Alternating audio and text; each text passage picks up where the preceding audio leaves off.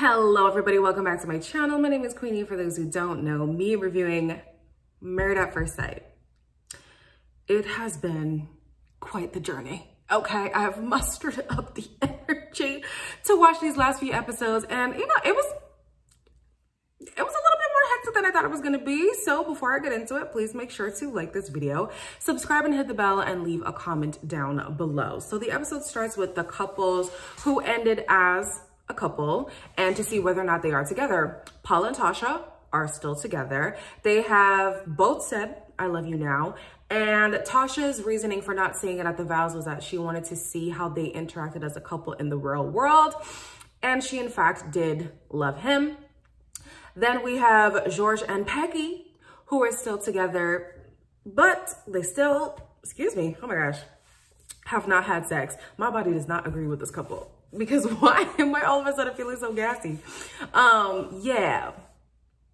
Haven't had sex, probably will never have sex, probably will never be together in the future. I don't understand this coupling. I feel like George made some great strides. You guys think it's still performative, very well could be. If you guys know whether or not they are still together to this day, please let me know, but I'm gonna place a bet and say that they're not, okay? Jordan and Erica, together, but there is this rumor that he has kissed another girl. Erica knows about it, but I guess they want to wait to really like hash it out with everybody involved. I don't know. So anyways, let's get to everybody meeting up, okay? Jay comes in alone, and the story is she and Luke decided that they would be better as friends. When you like feel like you've put everything into something, and then you feel you're not good enough because someone's told you not good enough. No, I never said that, Luke. Whether she said it in them words or not, you automatically think, do you know what? You ain't right for me. And that's it. So I think, look, as much as this journey for me was been like, Jay's changed my life. Son. I mean, let's be honest. The man didn't even want to consider moving for this relationship. Not even consider. It was a non-factor from the get-go. He said, absolutely not. So I'm not surprised that this relationship went to the pits, okay? He struggles with communication, and being in a long-distance relationship, that literally is the most important thing. Communication is already important in couples who are living together, let alone in the same city. You're long distance, and you cannot communicate with your partner? Yeah. That's a wash, absolutely. He said that he felt like he just wasn't good enough, and Jay made it a point to point out that he wasn't good enough. Based on what we see at the couch conversation with the experts, Luke has a lot of excuses. I think that Luke was in over his head coming into this process. It was great that he found somebody who was just such a great match in Jay, but was he ready? Doesn't seem like it. Next we have Shona. Thank God. Well, I don't even know if she believes in God, but thank whatever higher power she believes in that she had finally seen the light when it comes to Brad. Give it a go on the outside. I'm sorry about the For like 5 weeks, to be fair. I think I told you I loved you too soon. I lushed you. He was like, but I don't want to break up. But I was like, oh my God, I do. You patronise the hell out of me. You belittle me. Like, what am I doing in this relationship? I need to walk away. Now, with Shona and Brad, I mean, the fact that they had been extracted by the experts just goes to show you how messed up that coupling was. On paper, it seemed great, but after seeing Brad in action, it was giving scary. It was giving run for the hills, girl. It was giving save yourself. So the fact that she noticed she was being love bombed and that she was being controlled in that relationship, and she decided, you know what, I need to remove myself, that's great. Now, if you ask Brad, he just sees it as, you know, I learned a lot, I'm a better person, and yeah, he doesn't take any responsibility for anything that happened in that relationship. He probably doesn't even see himself as actually being controlling. He said that he never even had feelings for Shona at all. Like, he just be saying stuff. So, whatever, Brad. Okay. Adrien arrives at the reunion alone. And the story there is that apparently the spark had just disappeared. Like the efforts and the communication broke down like once we left, and like the spark just was not. I don't know what the real reason is, but I think from my side, communication needed to be a lot better between us both. I kind of feel like I have done something wrong because so who's the insecure one, you or me? Because I'm not telling you that you've done anything wrong. Clearly, we have different wants and different needs from a relationship, and that is okay. What is the real answer you think we couldn't work? Communication? There's a lot of things that were breaking down. Go on, then. I told y'all that was the biggest shock for me, the fact that Adrien and Matt decided to stay together, because the things that she was making a big deal were a big enough deal to her that to me, I would have said, well, then just call it a relationship. What would be the point?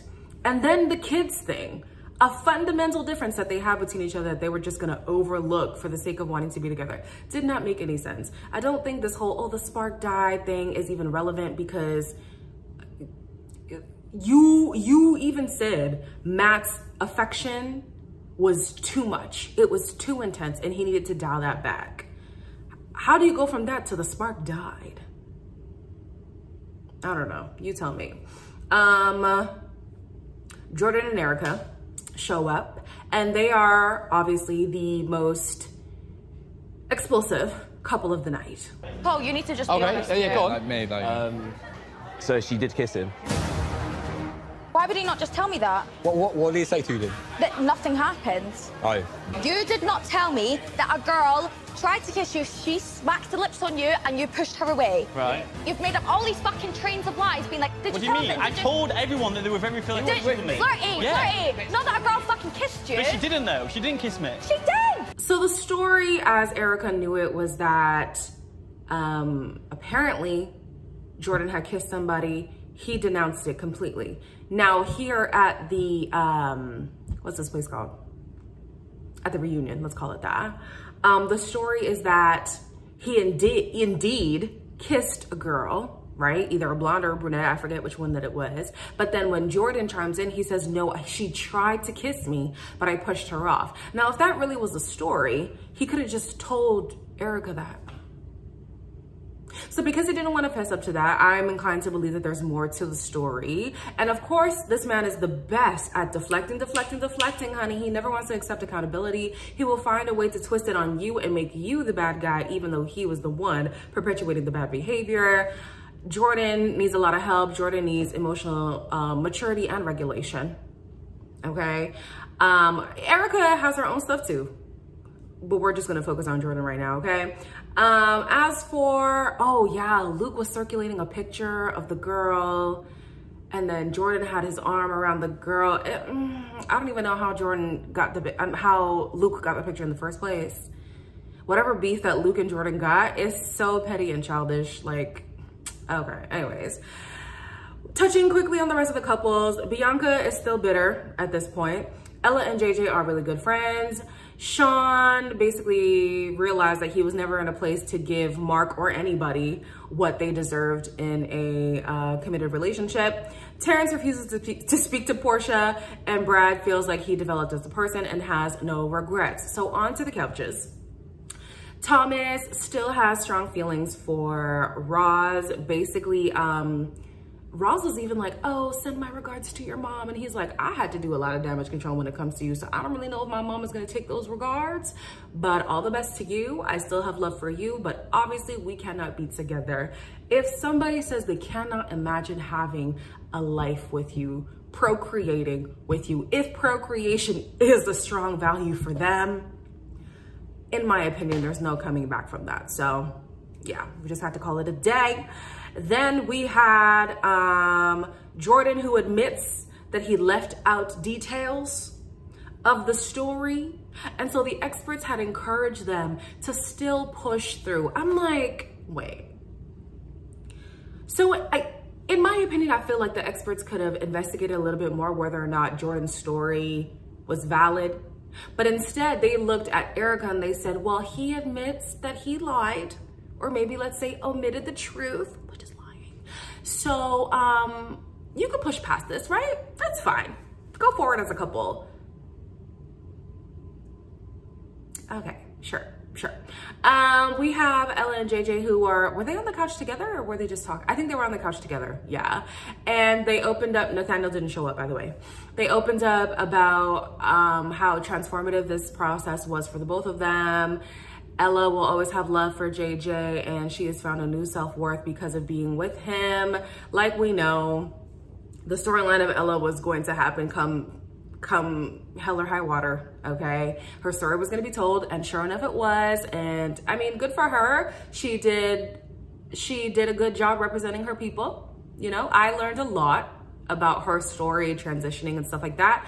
Unfortunately for us, that's all we learned about. Didn't really get to know much about Ella the person, but it is what it is. Bianca, after watching the love story of Ella and JJ, is less bitter now. She wishes them well, even though there really is no well to wish. They're just gonna be friends. They're not gonna be a couple. They didn't address Ella's drinking either. You see what I'm saying? Like, we didn't even get to know Ella for real. It was just the representation of it all, which is great. It's a good stride in the right direction for Married at First Sight. But I think we could have actually found her a good partner if we would have focused on who Ella was as a person as well. It is what it is. Then we have Janluk, who are on the couch, and thank God the experts were on the same page as me, because clearly Luke is filled with excuses and he needs to be called out on it. She sent me a text saying I wasn't showing her enough affection, I wasn't messaging her enough, and showing her I wasn't attentive enough. Do you see a future with me? Do you want to be with me? And he kept skirting around the question, and he was like, it's best off if we're just friends. If I said Tasha was 20 hours away, I bet you that man would crawl over broken glass. I know that's right. The communication, the text, that's an excuse. Excuse. You could have easily texted back saying, I know, Jay, I really like you, I want to make this work. How many times have I said, I want to be with you? Loads of times. You've never said, I want to be with you. You've never said that. You said, I'm willing to make it work and give it a try. Is there any fight left? No. None. I'm done now.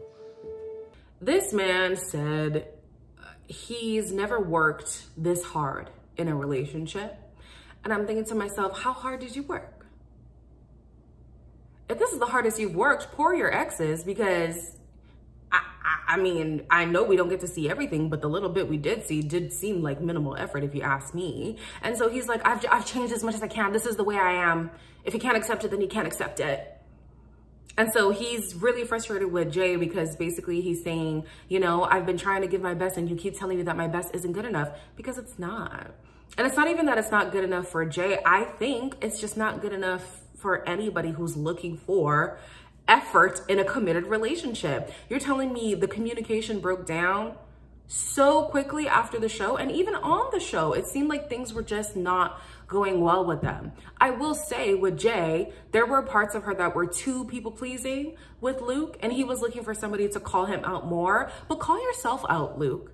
You have your own stuff in your own life that you need to work out, and you know that. And I feel like he would have rather put that responsibility on Jay.